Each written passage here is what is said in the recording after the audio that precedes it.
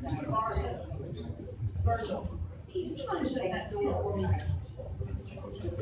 you.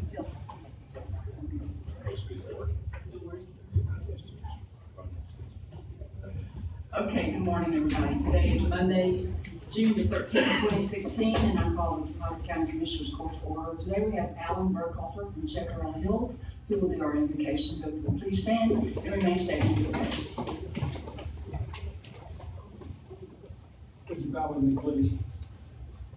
Father, we thank you for the privilege of prayer, and we thank you for the privilege of living here. We ask you today, as we join our prayers together, that you would be here. Father, we pray that you would give this Commissioner's Court great wisdom. Give them the wisdom of God. Give them understanding and proves leadership. And Father, as they lead us and they take care of us, I ask you that you would protect them. I ask you to protect these officers. Lord, we thank you for their families. We ask you that you would bless them, you would bless their families. And Father, we just praise you today. As they do the business and as they take care of us, Father, would you take care of them and would you lead them? We thank you in Christ's name. Pledge allegiance to the flag of the United States of America and to the republic for which it stands, one nation, under God, indivisible, with liberty and justice for all. Honor the Texas flag. I pledge allegiance to thee, Texas, one state, under God, one and indivisible.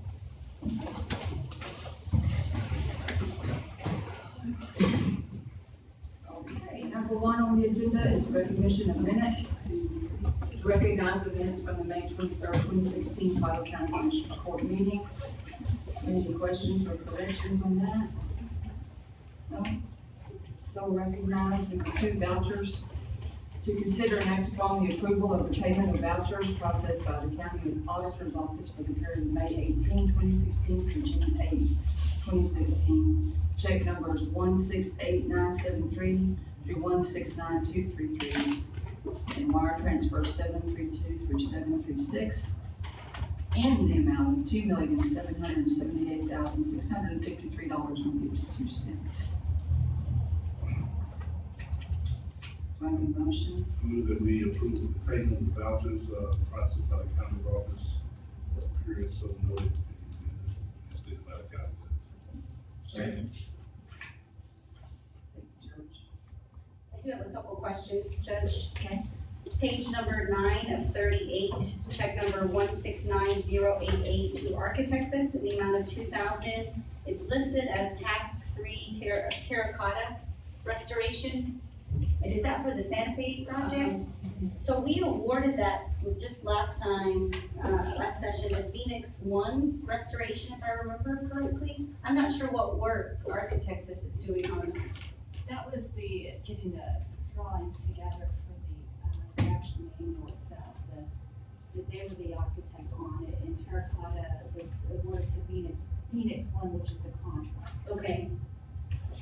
And the what was that bid process like? Or did it just go to Architectus to start to design that out? I'm trying to remember if that came through the court at all. This was done prior to me coming on in January. They worked on this project a year and a half ago, and I guess at the timing of it, this was the first available time they could get this. So I don't know why it got put back, but it was put back a year ago, I guess, this project. Because I certainly remember us vetting the dollar amount for the project during budget time, but I don't remember going through the process of selecting who would actually design that work and what that bid process was like. And it may be the dollar amount and the threshold, so that may certainly be part of it, but I think they've already, I can research it, but as far as I know, this was already an awarded architects. It's already been pre-awarded. It was actually awarded last year, wasn't it, Gary? Last year, we put it off because of the budget, and then we said we do it this year. I don't recall it with all the architects, though. Oh, okay. yeah, that's the piece that I remember going through the process to allocate the dollars, but not awarding who the architect on the project would be. So yeah, any research would certainly be helpful. You wanted me to get back to you? That'd be Like I great. said, it was already established and all, we were doing the drawings, and only process I was a part of was the actual award of the contractor. Okay, yeah, that would be great.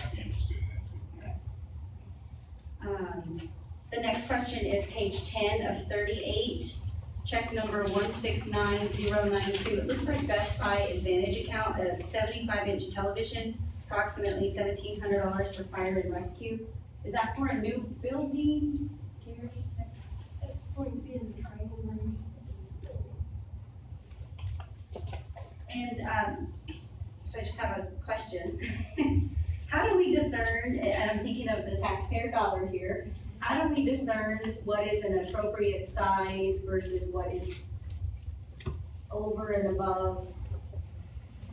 75-inch appears to me to be a very, a big monitor, if you will, for training. And so I'm trying to make sure that we're balancing that correctly. I guess it conducive to the training size room that, Okay. you know, that- So everyone can see, personnel yeah. there, it's more feasible to, that everyone be able to see that, I guess, from a distance, that they're going to be trained from the number of folks that will be in the classroom. Okay, 50 to 75 inches, appropriate size. sure.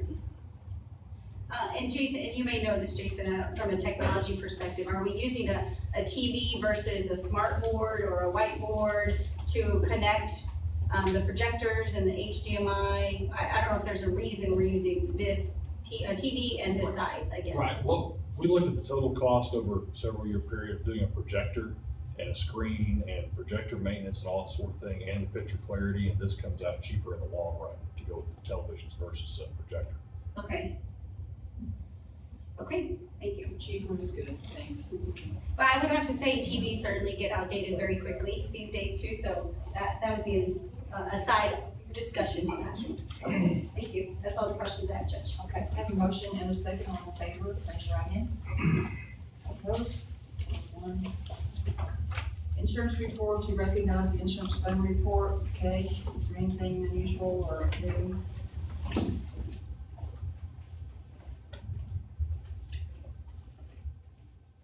There's not anything listed on this report that's necessarily noteworthy, except for the fact that there's only one weekly claims funding request on this account ledger, because Blue Cross Blue Shield had some computer glitches, and so they had a little bottleneck in their claims funding. We have since had those come through, and they'll show on the next one. Okay, still recognized. Number 4, Department of Labor, Fair Labor Standards Act, FLSA, to provide an update on the Department of Labor's final rule updating the overtime regulations under the FLSA and its impact for Palmer County, and to take any action necessary. You should all have in your packets this morning a little background information on this FLSA change. You can see from that handout that this has been going on, or we've been watching these regulations since 2014. And since 2014, exactly what was going to be reviewed and changed in the regulations and how it was going to be changed has gone back and forth a bit. That final ruling came down May the 18th of this year. And the original estimates and requirements that we had been seeing along the way ended up being pretty greatly overstated, which was very positive.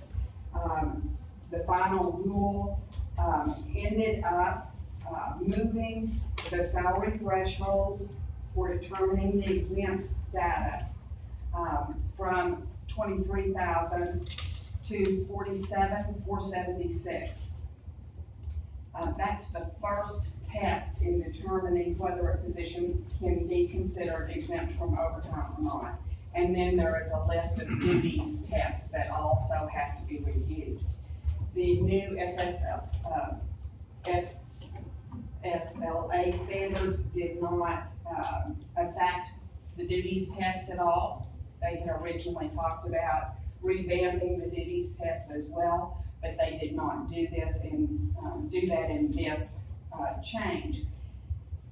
Also, the new regulations affected the annual compensation requirement for highly compensated employees to $134,004. That does not affect Carter County. We do not have any positions that,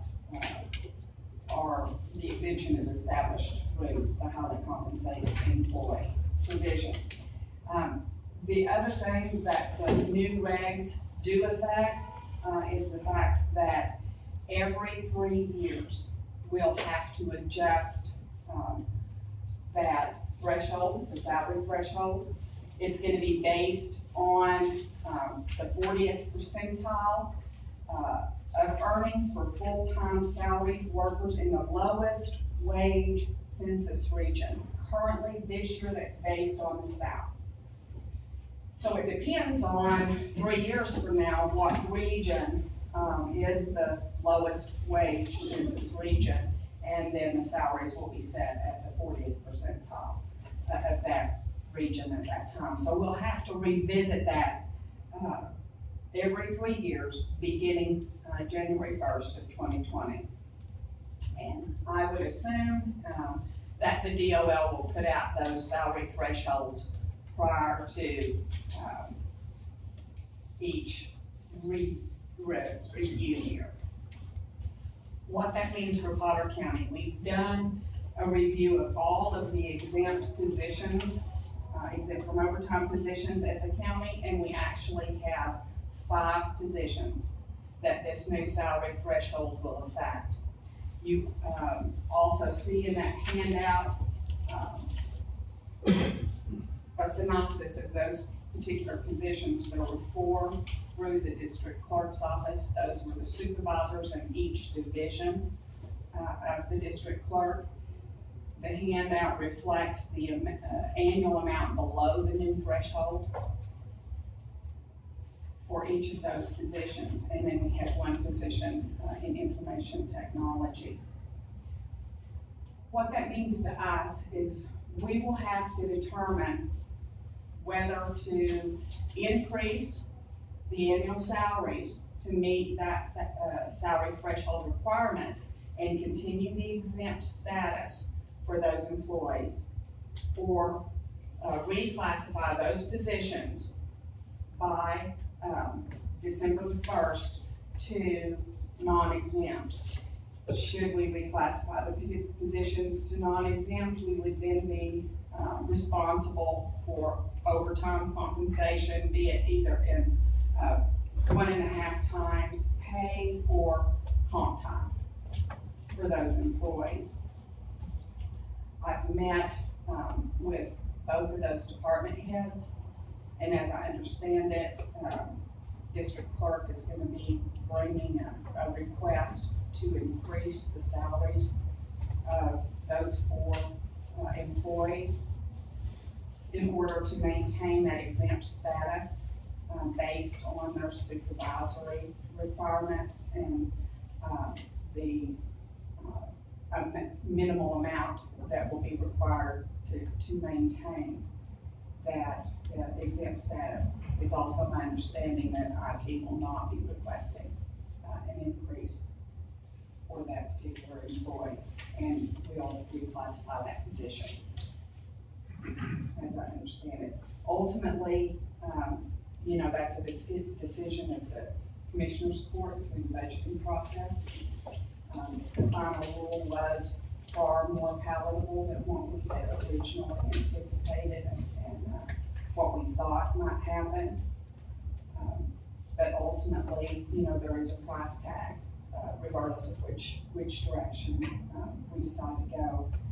The salary difference in the district clerk's office for all 4 positions would result in $7,952 annual difference total in budget to bring those up. And supervisor is the key word, right? They have to be supervisor in their department or whatever. Well, that's one of the duties tests, and they have met the duties test all along, and that hasn't changed. The only thing that changed was the salary test. And these 4 positions did fall below the new salary threshold. Okay, I do have a Follow-up question. So the impact was much less severe than what we were anticipating when this was kind of going through the process. So I think that's the good news of it. Right. One of the items that particularly caught my attention was this column of overtime pay. Because obviously we're going through this process of implementing an official record-keeping software, Time Clock Plus. And so since this in particular governs exempt positions, I think of the list of those that are choosing to not participate, that column, if you will. In Time Clock Plus. And so that you being the HR department, specifically payroll, has access to a true count of overtime hours. Because 3 years down the road, when you go through this reevaluation process, We would also want to be very careful trying to monitor hour for hour exactly what, to keep track of overtime hours. Because, and Scott, correct me if I'm wrong, but we could stand the danger of jeopardizing that exempt Yes, status certainly. by clocking. Certainly, if you take objective steps to treat an exempt position the way you would treat a non-exempt position, in other words, tracking hours, requiring fastidious timekeeping, all of that kind of stuff, the Department of Labor can decide you really need for those people to be non-exempt. So we have, Kate's right, we have to be very careful how we approach that. There has to be something of a clear distinction as to how we treat the record-keeping obligations for exempt employees versus non-exempt. yeah, and I was speaking to maybe a little bit of a higher level, of just the record-keeping process as a whole, kind of the importance of us being the county, having a true record-keeping process, whatever that looks like. Because I think from my perspective, as I look to discern, do we bump the pay or do we reclassify it? One of the things I look at is that overtime column of what would that impact be if we made it non-exempt? You know, what's the lesser of both evils? To pay the overtime downstream versus just upping the pay to meet the compliance. So I understand what you're saying. It's really a fine line, but it is helpful to at least discern what's a good fiscal decision. But I think of that, all those choosing to not participate. And I know we're going through that process, embedding what that's gonna look like. That'll come back to the core. But that in particular caught my attention for this item as well. The importance of record keeping. Right, and we, you know, the goal is to keep good records. However, we don't want to monitor, for example, every moment or hour that an exempt staff might work. The hours that we show here and those overtime hours worked for example, the 4 supervisors and district clerk, I would assume are somewhat, may not be exactly accurate in that there may have been some work at home. Sure. There may have been, you know, phone calls off the clock. There may have been some things like that are not logged on that timekeeping system. Much of the time what you'll see with exempt employees in the timekeeping system is a clock in and a clock out to show, yes, they were here for this day. And that may not be a totally 100% to the minute accurate depiction of exactly what they were working that day. That's great. Okay. Thank Indeed, you. that's one of the purposes of the exemption is to free up, because given the nature of the duties of exempt employees, they're going to be called upon to work strange hours and all of that, and trying to keep track of that would impose administrative expense beyond that which when you track an hour of employees and what they do. Okay. But yeah, I get what you're saying. You're speaking more to the uniformity of record keeping, and I know Kay is working through that as best as possible. Okay. Thank you. Is there anything else? Anybody has any questions? No. Do you need to take any action on this today, or do you want to? No, it was just a matter of Okay. update. All right, thank you. Yeah, that's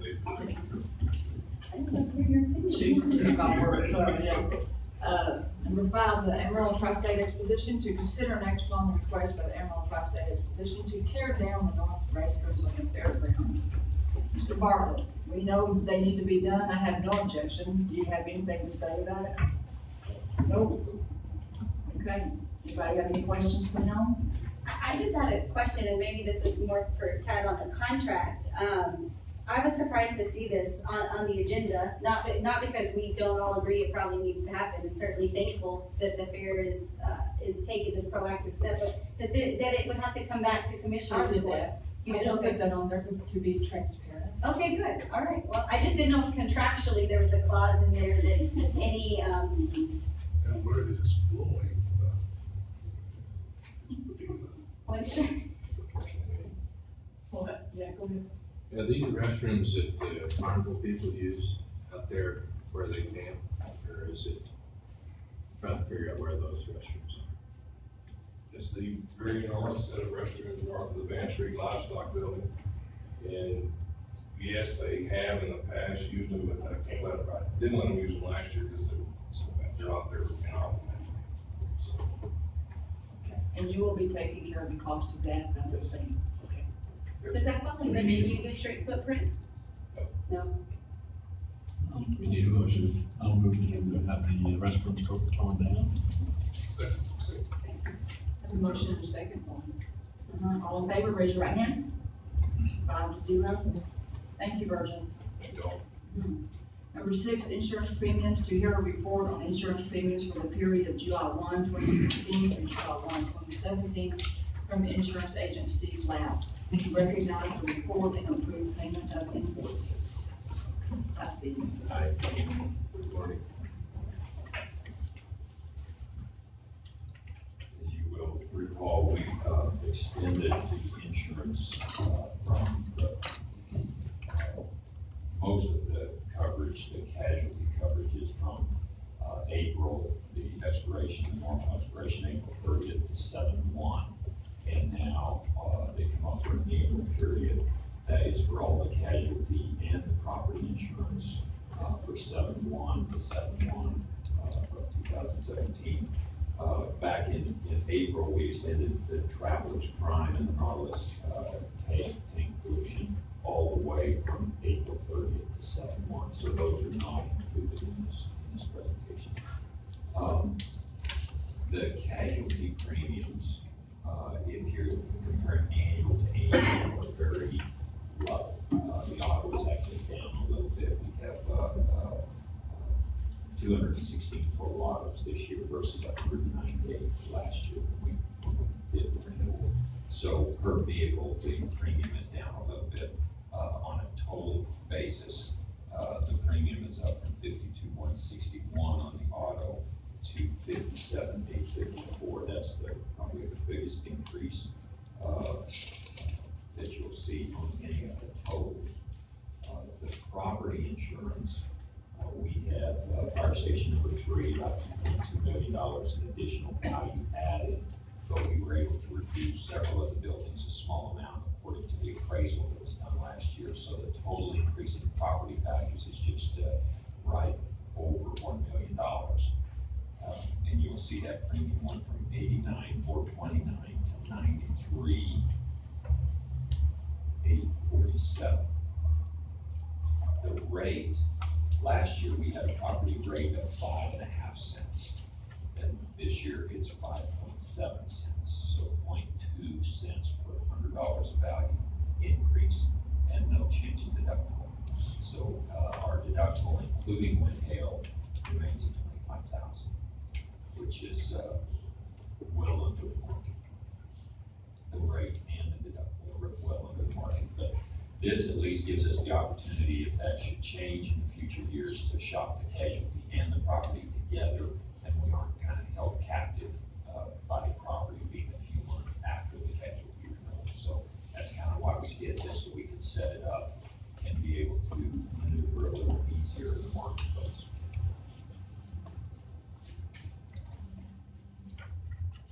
Steve, I do have a question as it relates to the property rate, 0.055 and 0.057, the small increase which you did indicate is below market. One of the things I was looking at in particular on the property premium is, as a core, I felt like there was a lot of discussion when we chose to redo the roofs at the fairgrounds and what type of vulnerability that would make us, I guess, as an entity, and the increase, and the impact downstream. So we didn't know that at the time of the decision process, and so I think it was really a policy. But my question to you is this the increase that you would have expected because of it? Or would you have expected a bigger increase, a lesser increase? I'm trying to discern what decision that kind of cost the county, if you will. Well, I would have expected a much bigger increase. I would have expected a bigger increase when Potter County had the loss. You know, the rest of Texas has got hit pretty hard, Dallas and San Antonio in April. And so I'm sure TAC with all insurance companies have gotten hit pretty hard. So, you know, again, it's not only the individual experience of Potter County, but it's the state overall that kind of affects it. But these results here are fantastic. I'm very happy with these results. And why do you think that? Do you think it was just the overall state impact that we didn't feel it as much as we were estimating, or do you think it's the amount of dollars that Potter County insures? What do you think switched that pendulum so it wasn't as drastic as we maybe were thinking through? Yeah, well, our loss occurred May 28, 2013. So the financial results were felt, you know, late 13, 14, 15, and really the rest of the state did pretty well during that period. So we're getting the benefit of good state experience. So the fact that we waited and delayed, that helped. Yeah, and you know, the truth of the matter is we might feel a bigger impact from the rest of the state down the road years down the road than we felt from our own individual history right now. Scott, you're on the board, so I can speak to that. Part of this really is unrelated to the loss history or the property value, total property, aggregate property value we have. Without getting too far into the weeds, the risk management pool, as is true with all the tax pools, of course invests the money that they have available. And over the last 2 years, with a slight hiccup for the first of this year, those investments have performed very well. And because it's an Association of Counties insurance program as opposed to a commercial line insurance, the board made a decision to try and lower premiums where possible, you know, as a service to the counties that they serve. So part of this is simply a broader policy issue to try and maintain premium rates as low as possible. Well, that's very strategic, Scott. Wow. I mean, because in a commercial industry, those are just dollars that go back into the general fund. I'd say it's very, not my line to say, so I'll have Steve keep me in line, but in the industry, you just kind of tack that money back in. You don't really cost share those savings back to your customers or your clients. Two distinctions with the risk management pool, and it's true across all of the pool lines that TAC carries. Number one, it's not regulated by the Texas Department of Insurance. But number two, because it stems from the service organization, they're tied to the mission statement of the overarching organization. So. Interesting. That's helpful to know. Thank you. You bet. Carrie, just one more quick question on page 1, the fleet. Did we increase our fleet, 18 vehicles, 198 to 216? Well, I was trying to think where this came from. I know that we had at least 7 or 8 for our auto theft task force. Okay. I know that Debbie verified all this with Steve's office, so I'm sorry with my short tenure right now. I haven't got my arms completely around, but I know that I didn't know the increase would be, Steve, can you read it? Yeah, we just increased, I don't know the specific vehicle usage, but yeah, we've gone through every vehicle for vehicle identification numbers. Okay, all right. Well, that includes trailers too, so not just vehicles. Right, but the trailers even come through, don't they still come through the court to add to the fleet? Yeah, Everything yeah. they add, so I didn't remember there being that many added in 1 year, so. And keep in mind too, we had 3 constables that got new vehicles that theirs were older and were not carried on. Okay. And that may be it. The rest of it, just had newer vehicles that got a bit. I'm sorry. That knows. I'm thinking maybe we haven't sold, the sheriff's office can take new vehicles every year, and we haven't sold the last group that they turned in, that may be the. Like a timing issue. Okay, Okay. thank you, Madam. I don't know why sheriff's office, thank you, ma'am, maybe there was conversation about the sheriff's office. Is there anybody else have any questions for Steve? Okay, Steve, thank you so much. Good luck on your event this week. Is there anything I'm supposed to sign today on that? Yes, we do, but there's quite a. Okay. I might just. You'll just bring them over, okay? Okay, so we just, that's just gonna be next. We don't need a motion on this, right? I give you one question and you. Number 7, Panhandle Auto Burglary and Theft Unit to consider and act upon a resolution for the second year grant for the Auto Burglary and Theft Prevention Authority and to designate the required grant officials.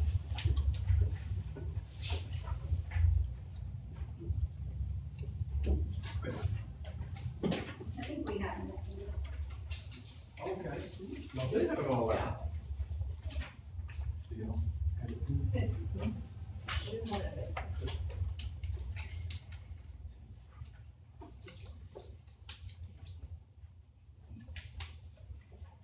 Good morning. Good morning. It's time to reapply for the Panhandle Auto Burglary Theft Unit to reapply for a grant.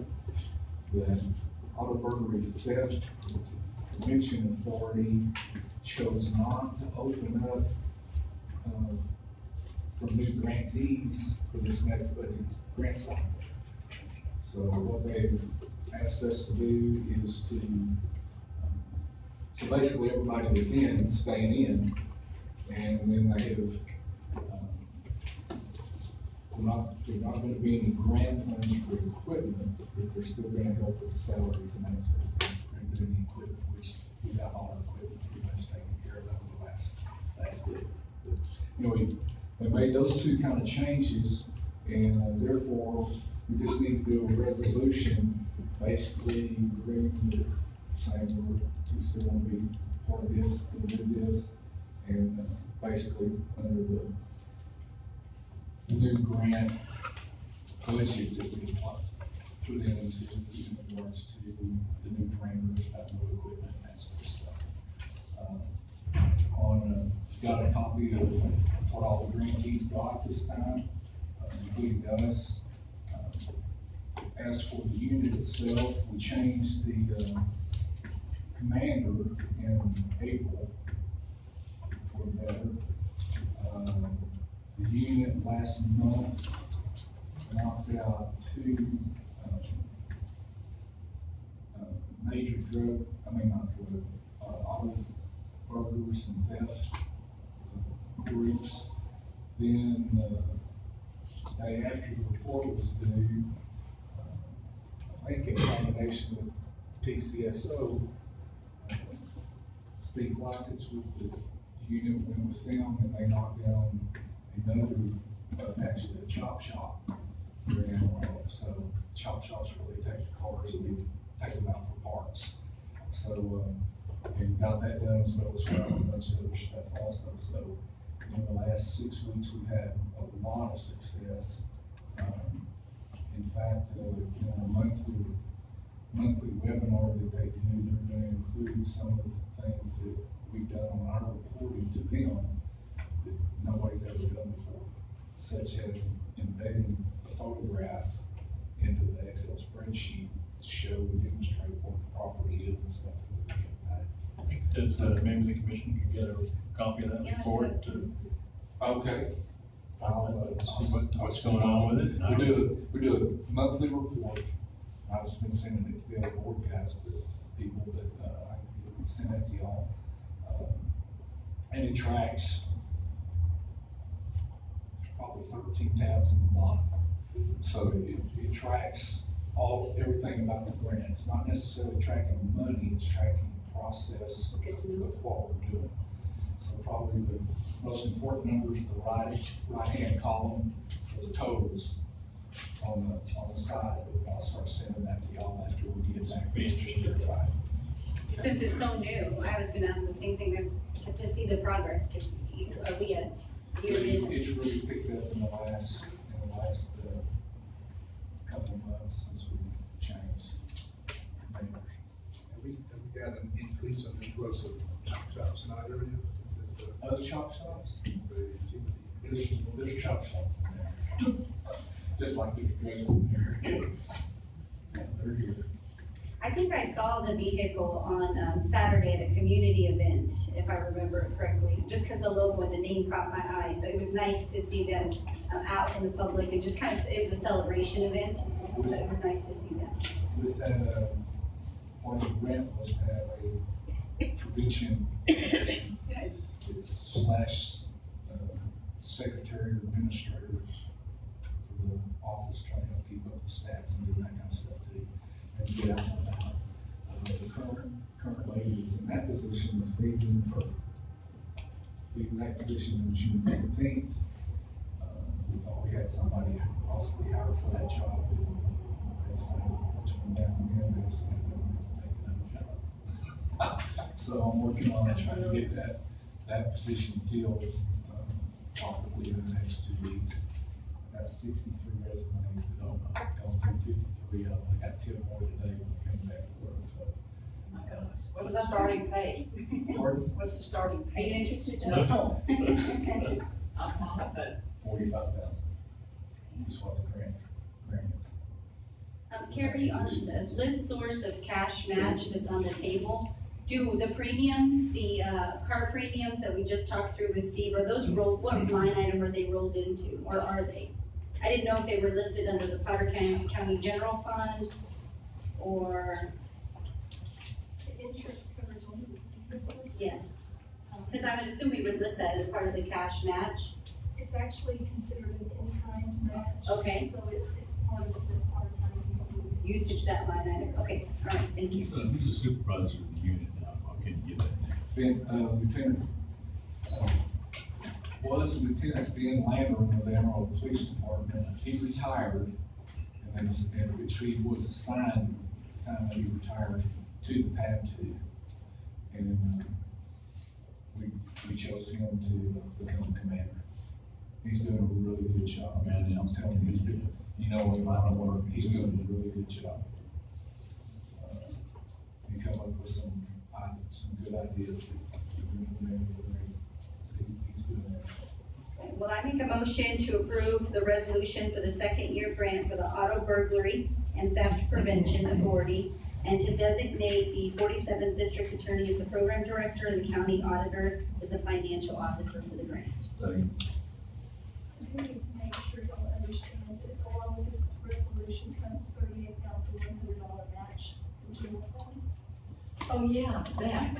So we do need, the county to support on $38,100. Your time for budget next year, Well, it starts actually September 1st. okay? And are any of those dollars already earmarked for the current budget to offset it through September 1st? Has there been any discussion of where that will come from if it starts September 1st? No, it has not. The other thing that we were doing is each one of the main partners, the board, that's represented by board member, meaning Randall County SO, the criminal DA's office down there, PCSO, all of us are gonna contribute $2,000 to the grant for part of the match. And that's got that number down to that. It's got it down to 38. Pardon? It's got it down to 38. Each one of us, yes, got us down to 38. Each one of us is gonna do that. There's I can't remember the exact number, but it's basically where they go in and inspect trailers, auto vehicles, all those sort of things that have numbers on them. And this last year we did it for free. We're gonna start charging a fee for that, so we can have some kind of, program income, coming in, being developed from the program itself, and trying to offset some of the gas match. So Carrie, where did the cash match come from last time, or did it? Is this the first time we've seen the cash match come through? No, you actually contributed 90,000 to the brand new startup. Yes. And just down our public service, and I'll do the budget adjustment to do that. However, as Randall mentioned, we do have 5 or 6 agencies that are contributing, and if they're willing to do that September 1st, we can hold off on the attorneys until October. Until we go through the budget process? Okay. Okay, good. We've all agreed that we would keep that in. DPS will probably have to wait till nobody come in September 1st. But it's Potter County, and Randall County SOs, Scott, my office, James's office, the DA down in Randall County, and DPS. Region did that. So ACD. APD, yes. Okay, all right, so we can wait on that until the budget process, so we do that. So all 7 of the partners are going to do that. And they'll do They're that. committed to do that, I should Okay. say. If I can. Well, if you'll just in terms of procedural, if you'll just communicate, we're waiting on those dollars to get them through September 1 so we can go through the budget process. That'd be good. Well, I know that the 2 sheriff's offices and these both prosecution offices, we can take asset forfeiture fund. Okay. I'll keep my motions. Okay, we have, you have this appendix to the outside for you, so if you want to take that and make sure that. She's still on, okay, yes. Yes, ma'am. Okay, I have a motion. Who seconded that? I did. Okay, have a motion and a second. All in favor, raise your right hand. 5-0, thank you very much. Thanks, Randall. Thank you very much, appreciate it. Yeah. And likewise, I noticed on the next agenda, I'm going after that. Text your prosecutor $15,000 check. Yeah. Coming in under budget. A refund under budget, key word there. Something we don't hear all. And I Do you want me to remind you how much it costs, Randall? I just want to jump ahead and say, for our prosecutors, from our side of the office, and I'm not going to speak for Scott, but they really did a good job at working with us, and I think as far as I know, the IT department, Jason Patrick, and I mean, it just all worked real well together, and they worked real well together, worked real hard, and that's why that happened. That's why Get this to you. Okay, number 8, a BNSF railroad permit to consider an act upon a permit agreement with BNSF Railway Company for construction of the county's fiber optic network. This agreement is the construction permit for our second railroad crossing. This is in downtown here at 5th Street. And, this is basically the identical agreement as the first crossing we did. The construction's coming along good on the project. We're probably about 80% of the conduit and ground, here in Janelle. And, we're going to finish that up probably the next couple of weeks, and then start putting the fiber inside it. So, over the next 2-3 weeks, I'll take any paperwork. Never takes any paperwork. Never takes. No. All right, any questions? I need a motion, please. I'll make a motion to permit agreement with the BNSF Railway Company for construction of the county's fiber optic network. Second. Have a motion and a second. All in favor, raise your right hand. 5-0. Thank you, Jason. Is there something I'm supposed to sign? Or do they- Got it. Number 9, Texas Conference of Urban Counties to consider and act upon receipt of a $14,970.33 refund check for the prosecutor software project commissioned under budget. Yeah. And B, to consider and act upon change request number 1 for additional integration for the JP Court software package at no cost. So. Two good things. There's always a cost. Randall last fall. There's your check for our There's your check. All right. change. Somebody got to me? That's you personally. All right, I need some new shoes. I had to double check, it says Potter County. It says, it does. I'll endorse that for you. We need to have a motion to accept. We accept $14,970.33 refund check from, Urban Health and Suburban Counties. Judge, I have just one quick question. In the cover sheet of this, it references a spreadsheet that they have, that they've checked, kind of their checks and balances. So I've asked for Jason to give us a copy of that, just because I think it'd be helpful for us to know where we worked efficiently and how we saved this money. So if you'll just share that with the entire court, Jason. Thank you. Okay, so. Okay.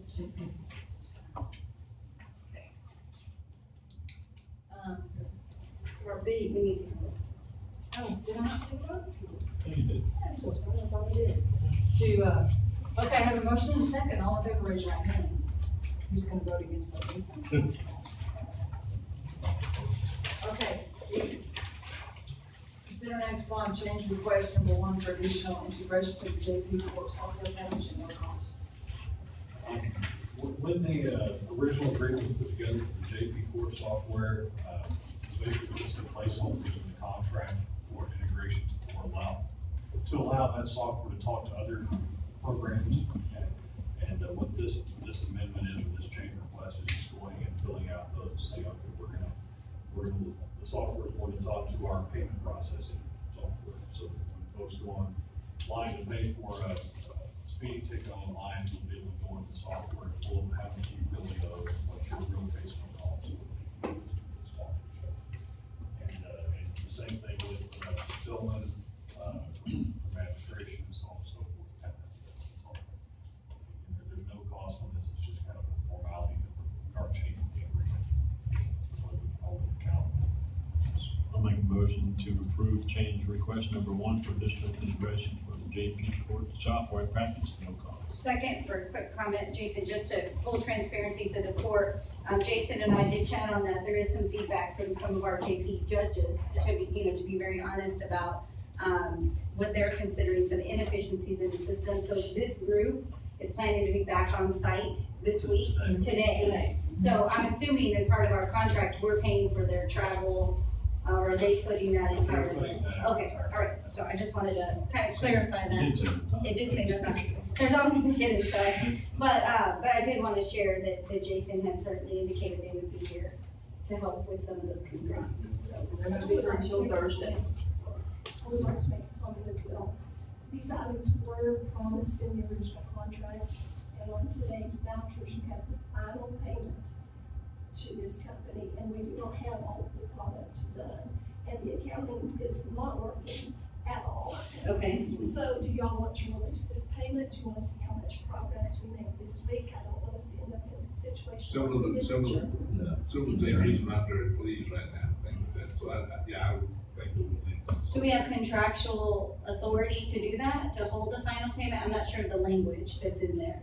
Well, it says if the stakeholder approves it, and I'm not sure which stakeholder approves it because my invoice does not show that. So I would assume the stakeholder would be the commissioner's court as the governing It's body. either Judge Jackson. Judge Jackson is the stakeholder committee representative. So do you approve it, Judge? Well, I did, because when I approved it, none of this came out. Sure. Some of the problems that have came out, one were already fixed and they came out anyway. And number two, the rest of them were being addressed this week, so. Well, I wouldn't be opposed to holding it, but we meet, in 2 weeks, and if they're gonna be on site this week, I wouldn't be opposed to holding the dollar amount. I think we just, in full transparency, we need to let them know that we're holding that, and we'd like to see the outcome of this. So we need to change the voucher total. I don't know that we do because we'll release it, we'll just release it. Just not right now, okay. You feel comfortable with that, Judge? Yes.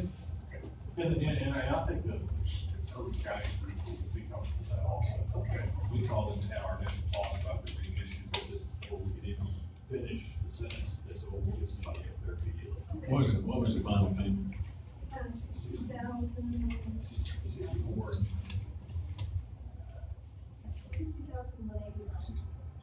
So do we need that in the motion, to hold the final payment? I would, I wouldn't think they would have any objections to it. Amend my motion,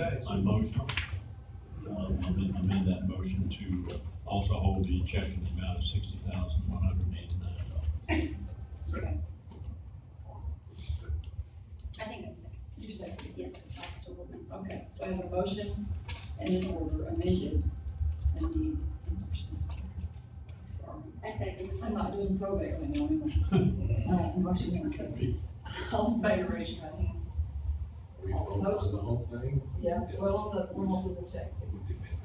Yeah. Generally, you vote on the amendment, then you vote on the amended motion. Okay. 5-0. Thank you. Thank you, Jason. Thank you. Carrie, thank you for pointing that out. Okay.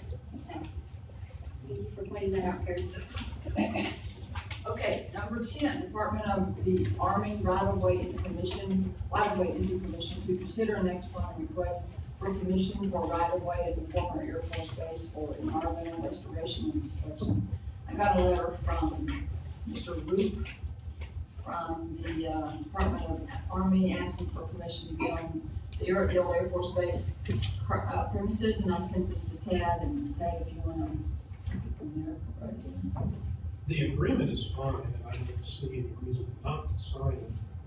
Probably if you didn't sign it, we would see the whole order to gain access to the property. There's not that much property we're gonna get on anyway, it's just that, is it to remove some wells or something that's out there? I haven't had any discussion with anybody, or engineers, I just received this document for review, but it does have a diagram on it. And I don't know, I haven't received any information on what it is they're looking for, looking at using a. On the last page of this, there's a little, again, the diagram, and at the bottom right, it just says cap and seal wells.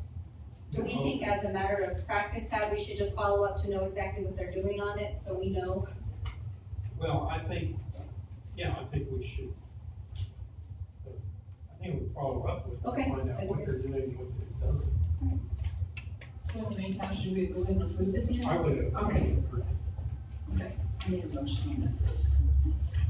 I make a motion that we approve the request for permission for right-of-way at the former Air Force Base for environmental restoration and construction. A motion and a second, all in favor, raise your hand. 5-0. Thank you very much. Number 11, 2016 Edward Byrne Memorial Justice Grant Program, approval of interlocal agreement between City of Amarillo and Potter County regarding 2016 Edward Byrne Memorial Justice Assistant Grant Program. As I understand it, this is the county's share of $52,680 of this grant, if it's a project majority by the city or by the city. Scott knows more about it than I do, but it's a grant. Sure. Yeah, it's the one that we do every year. Every year. Yeah. Every year. Sheriff, is this amount, gone up or down? I mean, I know you guys use this grant quite a bit. It's slowly going down. Is it slowly going down? That's all that's due. It's a 50-50 match, so that's our half of that grant. I just know how important this one in particular, I feel like when there's something in particular, it's, oh, that one falls in the JAG grant, so I know that comes up We quite a use it bit. for a lot of equipment to save some money to the taxpayers, but yeah, it's slowly going down. Will it eventually just go away, you think? And go away? It's federal government, All right, I need a motion to. I make a motion that we approve skip down. I make a motion to approve the interlocal agreement between the City of Amarillo and Potter County regarding the 2016 Edward Byron Memorial Justice Assistant Grant Program, JAG grant. Second. Have a motion and a second, all in favor, raise your right hand. 5-0. Thank you so much. Number 12, inquiry regarding interest in listing warehouse property at 601 for sale. To discuss response to inquiry from real estate broker whether Potter County is interested in listing this property for sale. This is the old, Department of, Human Services building on Lamar and Sixth. Did you talk to that individual? I did, and I'm really just reporting that I received the inquiry from the individual who told me that there was a potential buyer. This must be the individual right here. Can you please state your name for us, please? Mark Howell. Mark. I'm a real estate developer in town. I've been Okay. licensed since 1973. Okay, I think I spoke to you on the phone. Yeah. And I have two clients that are highly interested in the property. I guess I'll get about 450,000 or 500,000. That's what I'm guessing, and as is contract. Properties, was built in 1958, but probably does have some flaws. You. Yeah. I was built in 1950. Well, I thought Brad had listed somewhere. What was the price period that we actually sold it to, they backed out? What Family was? support services. I believe it was ever discussed, except it was. Oh, okay, okay, okay. So it's really, county really doesn't pose any intent of, aspirations for that property. I just know it's full of, property that we have to find somewhere else to put that property. You can ask God about that. Some reason stuff now. And that's something, I'm just looking for direction from the court, and I'd be happy to follow up with that issue and any others that may come up. We'll just have to But find some conceptually, I thought I Yeah. first determine whether conceptually the court was interested in pursuing. Well, and Tad, I was surprised to not, as it related to property, I was surprised this wasn't an executive session. If we're doing any negotiation. Well, we're not talking negotiations today, we're just saying that he is We're interested. interested. Yeah. That's the If we received an offer, yes. So we're accepting offers, is that what's on the table? No? If we took step B, listed the property. Okay. And aspirations to sale. Okay. So the actual facility now is basically storage, right? That's my. Yes, correct. 8 line. Utilities are still on there, that property.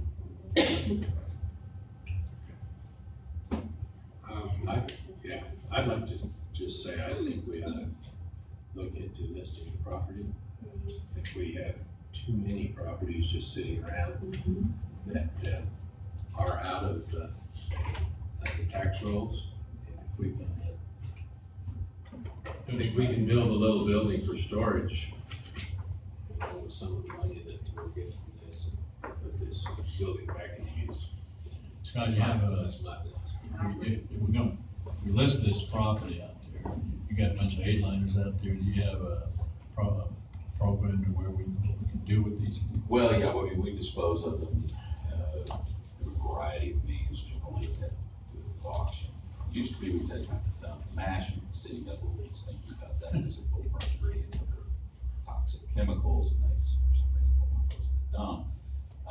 But yeah, we'll and if the court decides to sell, it's always been our position, we expedite. I think we'll wait on forfeiture orders on the ones we have right now. How much of the footprint of that property would you say is taken by storage? Like, is it 30% of it or 80? Yeah, it's, and Mike, of course, can speak to it far better than I can, but I think probably it's something like 75% of it is the back parts. The front part is kind of office type space. Yeah, I've been out there, that's about right, it's just chock full of machines. Yeah. And where would I get my keys? Oh, we can't tell you. So. Well, I think if the court wishes to direct me to follow up on it, I'll do that. Yes, yes. Is that okay with you? Okay, all right. Has there been any discussion of what that property would be used for? A church. The church? And a storage building, I got 2 hospital buyers. Okay. What I would anticipate is following up with the court. This would be potential for the proposed. Okay, perfect. We'll get back to you. Thank you, sir. June. So there'll be no action taken on that today. Then number 13, Mike is not here today. Donna, do you have any? And number 14, inmate telephone service agreement amendment. Number 4, to consider and act upon amending the existing inmate phones agreement pursuant to FCC ruling effective June 20, 2016. This amendment will have minimal effect on revenue to end of term. This is just an FCC ruling that came down on the inmate, so it's, there's really not, discussion wise, we don't have to discuss, we have to do it. An FCC ruling, it's not gonna really affect us to that. Okay. Did it increase the fees So to it decreased. decrease? Okay, good. I didn't know the original, so it's 3 times better. go down. We don't need to. So we're not changing the vendor or anything that we're using, we're just, the agreement is to alter the fees. Yes, ma'am. And that's a ruling by that. And eventually that, things keep going the way they're going, and we're not getting any kind of fees on it. Commissioners, county currently this year has collected $69,000 in commissions. Last year, we collected $97,000 in commissions. Where does that, those collections, where does it go into? The general fund or does it? Okay. Well, those are ones that, just like the truancy, we want that to go down. I move that we approve the amendment to the existing inmate phones agreement pursuant to FCC rules. Second. I have a motion and a second. All in favor, raise your right hand. 5-0. Thank you very much. Employment items. Consider an act upon the following employment items: road bridge, employment of David Ferguson, a seasonal road crew effective May 31st, and IT, and the employment of Mark Magalanis as a replacement for Sean Holtman as network engineer. Need a motion and a second on these, please. Approve the employment, items listed as,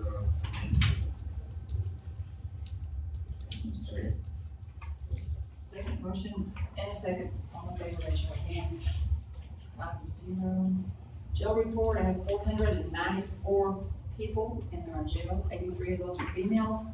81% are felons, 13% are misdemeanors. Do we have any county insurance items? Yes, we do. We have, two, for, May 29, 2016 hailstorm. We had a 2015 Chevrolet Tahoe and another 2015 Chevrolet Tahoe that we filed with insurance on June 2nd, 2016. And this was, if there's any questions, Sheriff Thomas can address those. Well, of course, it has to do Come on, with Sheriff. insurance. We just had 2 people that got damaged during the hail that came in. Normally, we try to take all of our cars that are sitting in the lot, and throw them in the barn, until they got to find the bridge, but these 2 guys were actually out on the call, so they got hit and beat up. Their damage is pretty good. Of course, trying to get any kind of resources. Are they older vehicles? Like, do you expect them to be in the fleet for a while, or are they getting ready? Oh, I'm sorry, okay. Of course it is not. Okay. And the estimate repair on one was 4,510, the other one was 3,956. And that is dentless, the dentless repair, or the other. And that will come out of the line item of the insurance repair account? If they've already approved the claim, as far as I know, yes. It's a deductible that will come from sheriff's budget. Okay. $1,000 each. Oh, the insurance, okay, I'm sorry. I'm learning, so yeah. Fine, thank you, sir. No executive session today. Any agenda items coming for next time? That's all. We are adjourned. Thank you very much.